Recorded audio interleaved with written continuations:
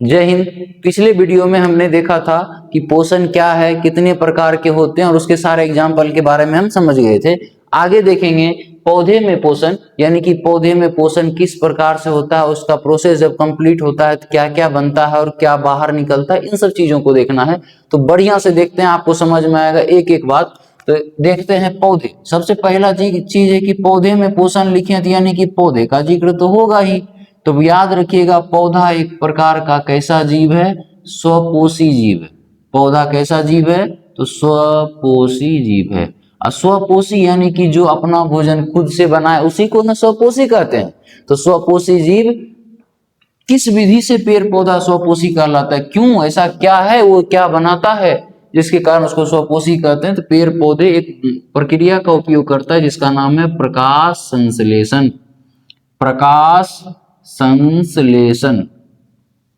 इसी प्रकाश संश्लेषण के कारण पेड़ पौधे कौन सा जीव होता है? स्वपोषी होता है। प्रकाश संश्लेषण को इंग्लिश में प्रकाश को कहेंगे फोटो, संश्लेषण को कहते हैं सिंथेसिस। एक एक बात ध्यान से समझते हैं। पौधा में प्रकाश संश्लेषण हो रहा है, इसीलिए हम इसको स्वपोषी जीव कहते हैं। पौधे में प्रकाश संश्लेषण हो रहा है, इसलिए हम इसे स्वपोषी जीव कहते हैं। लेकिन कुछ ऐसा पौधा है जिसमें प्रकाश संश्लेषण नहीं होता है, तो वो स्वपोषी तो नहीं होगा, परपोषी होगा। परपोषी में भी क्या संभव है? तो हो सकता है कि पौधा या तो परजीवी होगा या तो मृतजीवी होगा। यदि पेड़ पौधा परजीवी में है तो वो कौन सा एक एग्जाम्पल आपको याद रखना है? तो एक पौधा जो परजीवी है, याद रखिए वो अमरबेल है। ये एग्जाम में पूछा, इसलिए आपको ध्यान रखना है और आपको एक एक बात नोट भी करते जाना है। मृतजीवी कौन है? तो मृतजीवी में याद रखिएगा गोबर छत्ता। कौन होगा? गोबर छत्ता होगा। ठीक, तो अब इसके बारे में तो समझ गए कि पेड़ पौधे प्रकाश संश्लेषण करते हैं, इसको स्वपोषी कहते हैं। यदि प्रकाश संश्लेषण नहीं करता है तो वो स्वपोषी नहीं है, वो परजीवी या मृतजीवी होगा। तो परजीवी में अमरबेल याद रखिएगा, मृतजीवी में गोबर छत्ता याद रखना है आपको। ठीक, तो गोबर छत्ता यानी कि ये सड़े गले पदार्थों पर या मृत पौधे पर पाए, जो मृत पेड़ पौधे जब मर जाते हैं तो उसके ऊपर ये जन्म करके अपना पोषण प्राप्त करता है, इसलिए इसको मृतजीवी कहते हैं। और अमरबेल किसी पेड़ पौधे के ऊपर उग करके अपना भोजन पोषण प्राप्त करता है, इसलिए इसको हम क्या कहते हैं? परजीवी कहते हैं। अब बारी आएगा कि प्रकाश संश्लेषण क्या है गुरुजी। तो प्रकाश संश्लेषण क्या है समझिए। प्रकाश तो प्रकाश है, संश्लेषण का मतलब होता है निर्माण करना। संश्लेषण का मतलब होता है निर्माण करना, ऐसा परिभाषा जो जुबान पर ही रह जाए।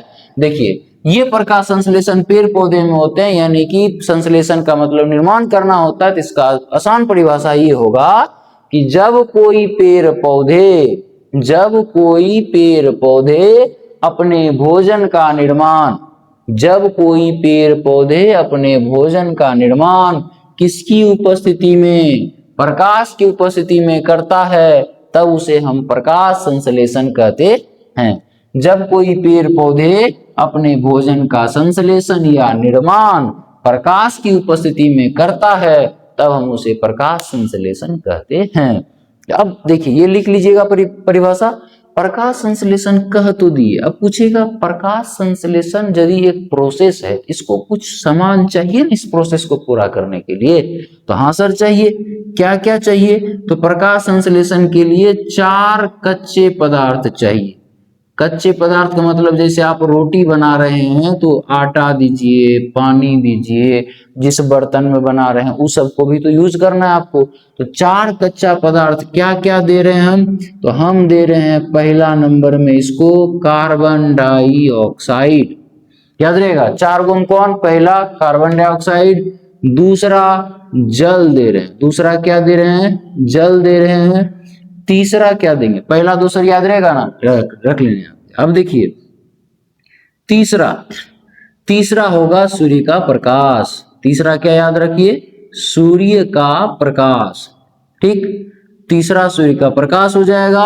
और चौथा हो जाएगा क्लोरोफिल। इसी को हिंदी में कहते हैं पर्णहरित। क्लोरोफिल को हिंदी में क्या कहते हैं? पर्णहरित कहते हैं। 4 कच्चा पदार्थ जो है उसमें कौन कौन सा हो जाएगा? तो एक कार्बन डाइऑक्साइड, एक जल, एक सूर्य का प्रकाश और एक क्लोरोफिल, 4 हो गया। इस चारों पदार्थ को देते हैं तो हमें कुछ ना कुछ मिलेगा, बनेगा जरूर। इसका मतलब है अब हम इसको देखते हैं प्रकाश संश्लेषण का समीकरण, क्योंकि आपसे पूछेगा क्वेश्चन, ये ऑब्जेक्टिव में भी क्वेश्चन आता है, लघु उत्तरीय यानी कि शॉर्ट आंसर क्वेश्चन में भी आएगा, दीर्घ में भी आता है। ठीक, तो प्रकाश संश्लेषण क्या है सर? तो प्रकाश संश्लेषण एक ऐसी प्रक्रिया है जिसमें पेड़ पौधे अपने भोजन का निर्माण प्रकाश की उपस्थिति में करता है। इस प्रक्रिया को प्रकाश संश्लेषण कहते हैं। इसको 4 कच्चे पदार्थ चाहिए। कौन कौन चाहिए? कार्बन डाइऑक्साइड, जल, सूर्य का प्रकाश और क्लोरोफिल चाहिए। ठीक, अब इसका समीकरण पूछेगा आपसे, तो समीकरण बनाना आसान है। कार्बन डाइऑक्साइड क्या को दिए? 6 को दे दिए। साथ में क्या चाहिए? जल चाहिए, ई 6 है, इसको 12 दीजिए। ये दोनों दे दीजिएगा ना। बताइए, कार्बन डाइऑक्साइड चाहिए, जल चाहिए, सूर्य का प्रकाश चाहिए, क्लोरोफिल चाहिए, जिसमें 6 कार्बन डाइऑक्साइड दिए, 12 जल दिए। अब इसको देना है सूर्य का प्रकाश यानी कि सनलाइट दे दिए। और क्या देना है? क्लोरोफिल देना है, क्लोरोफिल देना है। क्लोरोफिल यानी 4 चीज दे दिए। तो अब हमें क्या मिलेगा? तो ये दोनों आपस में मिलेगा तो बनाएगा ग्लूकोज। ग्लूकोज का याद रखिएगा C6H12O6 होता है। तो पहले दिए क्या? 6CO2 दे दिए, 12H2O दे दिए, सूर्य का प्रकाश दे दिए, क्लोरोफिल दे दिए। तो हमें बदले में क्या बना के दिया? ग्लूकोज बना के दिया, जो पेड़ पौधे क्या करेंगे? यूज करेंगे। और फालतू में कुछ ना कुछ अनाब शनाब कचरा निकला, वो है O2, 6O2 दे दिए। और साथ में थोड़ा सा जल भी निकला, जिसको हम लिख दिए 6H2। ठीक, अब देखिए पूछेगा प्रकाश संश्लेषण का समीकरण लिखे, तो उसमें पूछेगा आपसे उत्पाद यानी कि जो प्रोसेस हुआ उसमें क्या बना आपके लिए। तो हमें बना उत्पाद के रूप में ग्लूकोज यानी कि C6H12O6। याद रहेगा? याद रखिए। अगला कह रहा है फालतू में क्या बना? तो बना ऑक्सीजन। और ऑक्सीजन उत्पाद नहीं है, ऑक्सीजन उपोत्पाद है यानी कि बाय प्रोडक्ट है। यहीं पर बच्चा फंसता और क्वेश्चन पूछा जा चुका है कि पेड़ पौधे का उपोत्पाद यानी कि बाय प्रोडक्ट क्या है? ऑक्सीजन है। मतलब कि फालतू चीज जो पेड़ पौधा को जरूरी नहीं, या मोटरसाइकिल में तेल देते हैं, तो ये हो गया आपके लिए इधर का चीज। आप घूमे चलाए, वो हो गया आपके लिए उत्पाद, और जो धुआं निकला वो हो गया उपोत्पाद। इसी तरह से पेड़ पौधे में प्रकाश संश्लेषण के दौरान जो प्रोडक्ट बनता है वो ग्लूकोज है, और जो बाय प्रोडक्ट यानी जिसका पेड़ पौधा यूज नहीं करेगा वो क्या है? ऑक्सीजन, जो हमारे पेड़ पौधे क्या करते हैं? छोड़ देते हैं। ठीक, ये आपको याद रखना है। अब देखिए, पेड़ पौधे प्रकाश संश्लेषण करता है, तो प्रकाश संश्लेषण कहाँ करता है? तो प्रकाश संश्लेषण पत्ती में होता है। पेड़ पौधे प्रकाश संश्लेषण कहाँ करेगा? तो पत्ती में करेगा। पत्ती में भी यदि आपको बड़ा सा घर है, तो खाना घर में बना रहे, घर में कहाँ? किचन में ना। तो उसी तरह से प्रकाश संश्लेषण कहाँ हो रहा है? पत्ती में हो रहा है, रसोई घर में हो रहा है। रसोई घर में भी एक स्पेसिफिक जगह है जहां पर हम उसको बनाते हैं। उसी तरह पत्ती में भी कहां पर? तो पत्ती में भी हरित लवक में। कहां पर? हरित लवक में, जिसको हम कहते हैं क्लोरोप्लास्ट। आपसे अक्सर क्वेश्चन ऑप्शन में रहेगा क्लोरोप्लास्ट, हिंदी में लिख देगा वो, बस याद रखिएगा। प्रकाश संश्लेषण कहाँ होता है? पत्ती में। पत्ती में भी कहाँ हो रहा है? तो हरित लवक में हो रहा है। अब समझते हैं कि पेड़ पौधे का रसोई घर क्या है? पत्ती है। तो हम डायरेक्ट लिखते हैं कि पौधे का रसोई घर कौन होगा? पत्ती होगा। ठीक ना। उसके बाद प्रकाश संश्लेषी अंग भी क्या होगा? प्रकाश संश्लेषी अंग। ये अंग भी कौन होगा? पत्ती होगा। अब देखिए, अंग के अंदर जो होता है उसको कहते हैं अंगक। अंग के अंदर क्या होगा? अंगक। और अंगक के अंदर जो होता है उसको कहते हैं इकाई।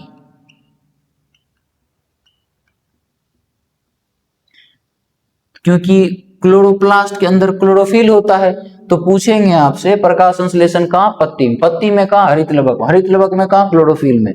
तो अंग हो गया पत्ती, अंगक होगा हरित लवक और इकाई होगा क्लोरोफिल। तो इसीलिए लिखिए प्रकाश संश्लेषी अंग पत्ती, और हम इधर लिख रहे हैं प्रकाश संश्लेषी अंगक।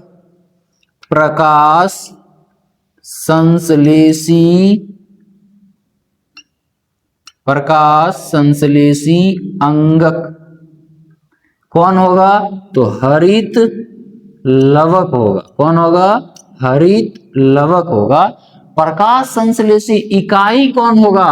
क्लोरोफिल होगा। प्रकाश संश्लेषी इकाई, प्रकाश संश्लेषी इकाई कौन होगा? तो ये आपको पता है क्लोरोफिल, हिंदी में कहते हैं हरित, पर्णहरित क्लोरोफिल। एक महा इंपॉर्टेंट बात ये याद रखिएगा साथ में कि क्लोरोफिल में कौन सा तत्व पाया जाता है? क्लोरोफिल में कौन सा तत्व पाया जाता है? तो क्लोरोफिल में पाया जाता है मैग्नीशियम। क्लोरोफिल में कौन सा तत्व पाया जाता है? मैग्नीशियम पाया जाता है।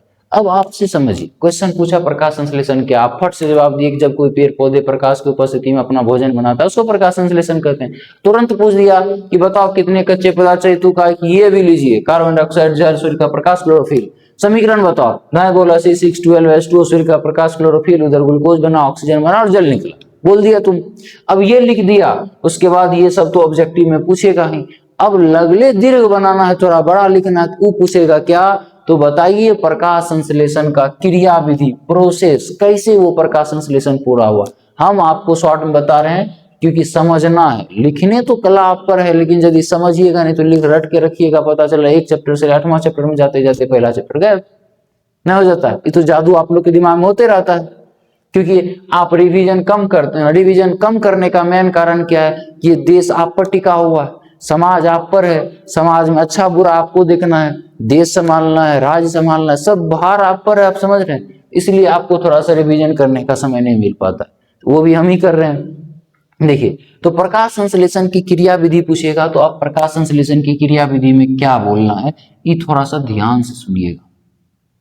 बोलेंगे कि सर प्रकाश संश्लेषण की क्रिया विधि ऐसे होगा कि पेड़ पौधे के अंदर जो हम जड़ में पानी डालते थे ना, तो वो जड़ के द्वारा जल अंदर ले लिया था, और जैसे ही सूर्य का रोशनी निकला पत्ती के द्वारा, जब सूर्य की विकिरण अंदर गई तो ये जो जल का होता है ना H2O, इसमें से इस जल को वो सूर्य की विकिरण तोड़ता है और बनाता है हाइड्रोजन और ऑक्सीजन बना देता है। क्या बोले कि जैसे पेड़ पौधे के अंदर जल था, सूर्य की विकिरण जल को तोड़ता है हाइड्रोजन और ऑक्सीजन में। उसके बाद ये जो ऑक्सीजन है ये पत्ती के रंध्र से होकर के बाहर निकल गया, जैसे यहाँ पर बाहर निकला तब ना इसको पोतपाद माने, CO2 है ना, यहाँ पर है, निकल गया बाहर, बचा क्या? हाइड्रोजन। अब ये हाइड्रोजन कार्बन डाइऑक्साइड के साथ जुड़ेगा, जुड़ने के बाद क्या बनाएगा? ये जुड़ने के बाद बनाएगा ग्लूकोज। हाइड्रोजन जो है वो कार्बन डाइऑक्साइड के साथ जुड़ करके क्या बनाता है? ग्लूकोज बनाता है। ग्लूकोज के साथ ये ऑक्सीजन तो निकल गया और साथ में कुछ जल भी, यानी जल भी निकलते हैं जो कि वाष्प के रूप में बाहर होता है, और जो जरूरी है उसको यूज करेगा। ठीक, तो ये है प्रकाश संश्लेषण की क्रिया विधि। कहिएगा सर प्रकाश संश्लेषण के लिए प्रकाश नहीं होगा तो क्या होगा? प्रकाश का जरूरी सिर्फ और सिर्फ यहाँ पर है जल को तोड़ने के लिए। सूर्य के प्रकाश का जरूरी कब है? जल को तोड़ने के लिए, बाकी बात सब कुछ अनरियम होगा। ठीक ना? तो प्रकाश संश्लेषण में प्रकाश की आवश्यकता जल को तोड़ने के लिए है। उसके बाद जब जल टूटता है हाइड्रोजन ऑक्सीजन में तो ऑक्सीजन बाहर निकल जाता है, हाइड्रोजन कार्बन डाइऑक्साइड के साथ जुड़ करके ग्लूकोज बनाता है। ठीक, तो और यही ग्लूकोज हमारा क्या है? उत्पाद है, और उपोत्पाद के रूप में ये। अब यहां पर एक वर्ड आता है जिसका नाम है रंध्र यानी स्टोमाटा। अब पढ़ना है किसके बारे में? स्टोमाटा और रंध्र के बारे में। इससे भी बहुत सारा क्वेश्चन पूछता है, इसलिए बोले ऑब्जेक्टिव, सब्जेक्टिव, सब्जेक्टिव में भी लघु, दीर्घ, इससे धड़ल्ले से क्वेश्चन पूछता है। यदि आपके दिमाग में सारा बात याद रह गया, समझिए ये सारा क्वेश्चन आप डील कर लिए। तो अब देखते हैं किसको? रंध्र को। रंध्र को देखना है तो रंध्र इसको कहते हैं इंग्लिश में स्टोमाटा। रंध्र इंग्लिश में क्या कहेंगे? एस्टोमाटा। एस्टोमाटा समझिए, मान लीजिए कि ये पत्ती बन गया,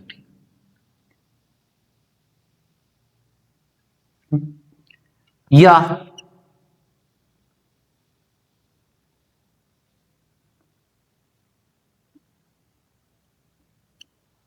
या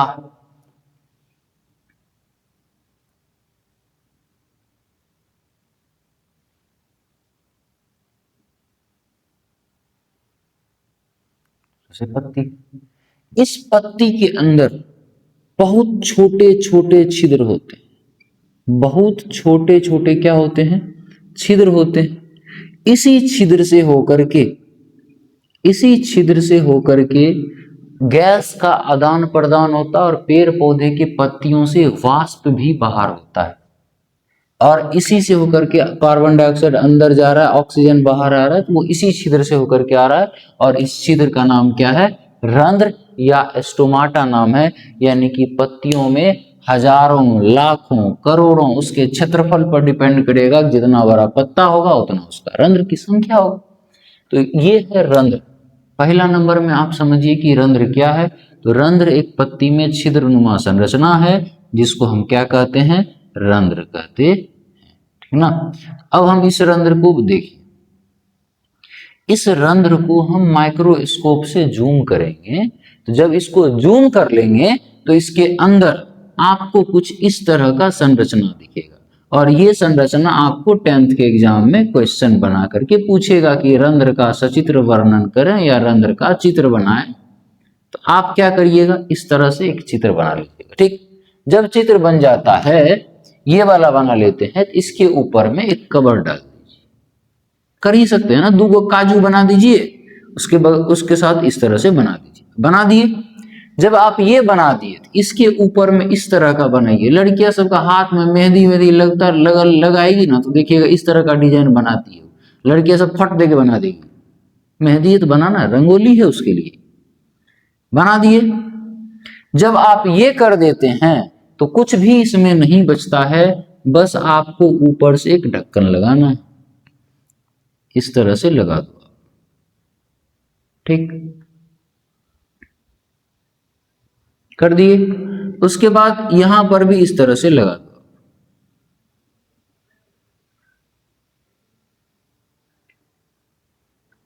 इधर भी वही करना है आपको।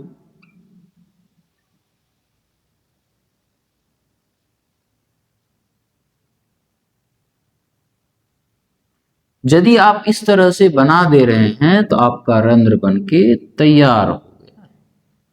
जब आप रंध्र बना दिए, इसका नामकरण करना है। तो नामकरण करने के लिए ध्यान रखिएगा, ये जो 2 दिख रहा है, इसके अंदर में इस तरह से आपको मिलेगा,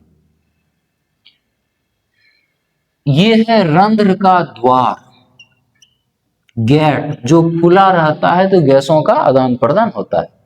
ये जो दिख रहा है, ये दोनों, इसको कहते हैं गार्ड सेल। कौन सा सेल कहते हैं, गार्ड सेल, यानी रक्षक कोशिका। कौन सा कोशिका, रक्षक कोशिका, ठीक, रक्षक कोशिका, द्वार कोशिका जो। और ये जो बिंदा बिंदा बना है, इसको कहते हैं हरित लवक क्लोरोप्लास्ट। हरित लवक क्लोरोप्लास्ट, इसी को कहते हैं। ये बना सकते हैं ना आप, इसको बना दिए। ये जो बीच में गेट दिख रहा है ना आपको, ये जो गेट है, इस गेट को आप रंध्र का द्वार कहे, रंध्र का द्वार हो गया। फिर ये दोनों जो दिख रहा है, ये और ये, इसको कहते हैं कौन सा सेल, गार्ड सेल। और इसके अंदर क्या है, हरित लवक है, और हरित लवक हो गया, और हरित लवक है यानी कि प्रकाश संश्लेषण यही हो रहा है। ये रंध्र कहां है, पत्ती में। अब समझिए, ये जो दिख रहा है ना, ये वाला, इसको कहते हैं एपिडर्मिस। एपिडर्मिस का मतलब समझिए, एपी का मतलब होता है बाहर, डर्म का मतलब होता है त्वचा, यानी कि पत्ती के बाहरी त्वचा में ही क्या पाया जाता है, रंध्र पाया जाता है। यानी रंध्र कहाँ होता है, तो पत्तियों के एपिडर्मिस में होता है। प्रकाश संश्लेषण कहाँ हो रहा है, हरित लवक में। हरित लवक के अंदर क्या है, क्लोरोफिल है। उसके बाद रंध्र का खुलना और बंद होना ये कौन डिसाइड करेगा? गार्ड। पूछेंगे रंध्र का खुलना या बंद होना किस पर निर्भर करता है? गार्ड सेल पर निर्भर करता है। रंध्र में, ये तो रंध्र हो गया, रंध्र कहाँ पाया जाता है? पत्तियों में होता है। अब समझिएगा, रंध्र खुलेगा कब, बंद कब होगा? जब पेड़ पौधे में विसरण होती है ना, उस दौरान ये जो गार्ड सेल है ना, ये नमी को अवशोषित करेगा। तो जैसे ही नमी अवशोषित करेगा तो गार्ड कोशिका फूलेगा, और जैसे ही गार्ड कोशिका फूला कि रंध्र का गेट खुला, और जैसे ही गार्ड कोशिका के अंदर से नमी उड़ा तो रंध्र का गेट सिकुड़ गया और उस तरह से ये बंद हो जाएगा। तो रंध्र का खुलना और बंद होना किस पर निर्भर करता है? गार्ड सेल पर निर्भर करता है। रंध्र यदि आप समझ गए होंगे तो अब देखेंगे किसके बारे में? जंतुओं में पोषण देखेंगे, जिसमें हम अमीबा को देखेंगे, पैरामीशियम को देखेंगे। अमीबा पैरामीशियम में रफली आप समझिए थोड़ा सा, फिर उसको फिगर बना के बढ़िया से डीपली समझाएंगे। अमीबा एक प्रकार का प्रोटोजोआ, याद रहेगा, अमीबा एक प्रकार का प्रोटोजोआ है। पैरामीशियम भी एक प्रकार का प्रोटोजोआ है। अमीबा एक प्रकार का प्रोटोजोआ है, पैरामीशियम भी एक प्रकार का प्रोटोजोआ है। उसके बाद अमीबा का निश्चित आकार नहीं होता, अमीबा का कोई आकार नहीं होता, वो जिस आकार में ढलना चाहता है उस आकार में ढल जाता है। अमीबा का कोई आकार नहीं होता, लेकिन पैरामीशियम का आकार होता है। किसके जैसा होता है? तो चप्पल की आकृति का होता है। पैरामीशियम का आकार किसके जैसा होता है? चप्पल की आकृति का होता है। अब आपसे क्वेश्चन है, क्या आपको याद है हम बताए थे अमीबा क्या है? स्वपोषी है कि परजीवी? परपोषी है। स्वपोषी तो है नहीं, वो है परपोषी। परपोषी में भी 3 प्रकार था, परजीवी, मृतजीवी, प्राणी संभोजी। अमीबा कौन सा है? अमीबा प्राणी संभोजी है। पैरामीशियम भी प्राणी संभोजी है। आप कमेंट में बताइए कि मानव क्या है? स्वपोषी है, परपोषी है? परपोषी में क्या है? परजीवी है, मृतजीवी है या प्राणी संभोजी? 3 ऑप्शन दिए आप। अब मेरा काम है एक रिवीजन कराना, जो हम करा दे रहे हैं आपको। समझिए, जब कोई पेड़ पौधे सूर्य के प्रकाश की उपस्थिति में अपना भोजन बनाता है तब उसे हम क्या कहते हैं, वो आपको कमेंट कर दीजिएगा। ठीक, प्रकाश संश्लेषण के लिए कितने कच्चे पदार्थ हैं होते जरूरी है, वो भी आपको कमेंट कर देना है। उसके बाद प्रकाश संश्लेषण का उत्पाद वो क्या होगा, वो भी आपको कमेंट कर देना है। जो भी क्वेश्चन पूछेंगे वो आप कमेंट कर दो। उसके बाद प्रकाश संश्लेषण का उपोत्पाद क्या है, और लास्ट क्वेश्चन है क्लोरोफिल में कौन सा तत्व होता है। यदि आप ये सारा क्वेश्चन का कमेंट कर रहे हैं, इसका मतलब आप ध्यान से पढ़े, समझे। समझ गए तो दोस्त, मित्र, रिश्तेदार, सखा जो भी है उनको भेज दीजिए। धन्यवाद। जय।